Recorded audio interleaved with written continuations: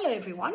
In my last video, we talked about how Cinderella represents a narcissistic fantasy of perfection. But there is another deeply painful side to this fairy tale. What happens if Cinderella isn't looking for a crown but is actually trapped in a borderline rescue fantasy? In psychology, individuals with borderline traits often experience a profound chronic sense of inner emptiness and a terrifying fear of being abandoned. When you are raised in a household like Cinderella's, rejected, unloved, treated like an outcast, you don't just dream of a nice life, you build a massive internal fantasy that one day someone will arrive to completely save you from your pain. There he is, Prince Charming, at the ball. In the borderline dynamic, the stranger instantly becomes what psychology calls favorite person. An intense, almost addictive emotional attachment. The prince is placed on an impossibly high pedestal. He isn't just a man, he is a literal savior. He holds the key to her identity. When they are dancing, Cinderella feels a rush of safety and wholeness.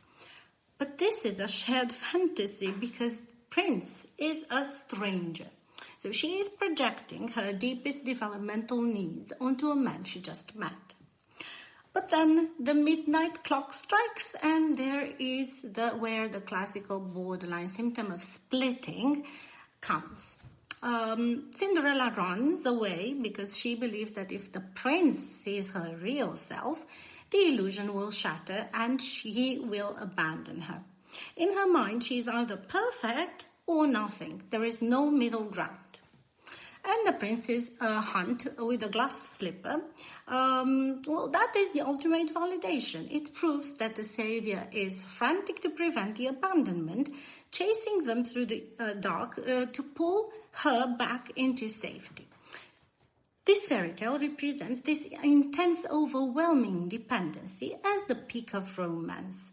But in real life, a relationship built on a rescue fantasy is incredibly fragile. So no human being can carry the weight of being someone else's savior. Eventually, the prince will do something normal, human, imperfect, right? And the idealization will crash into disappointment. Cinderella teaches us to look outward for a savior to cure our trauma. But real healing never comes from a castle or a prince. It comes when we learn to step up and rescue ourselves. Which dynamic do you see more often in modern dating? The narcissistic trophy chase or the borderline rescue fantasy? Let me know in the comments and let's move on to our next episode. See ya!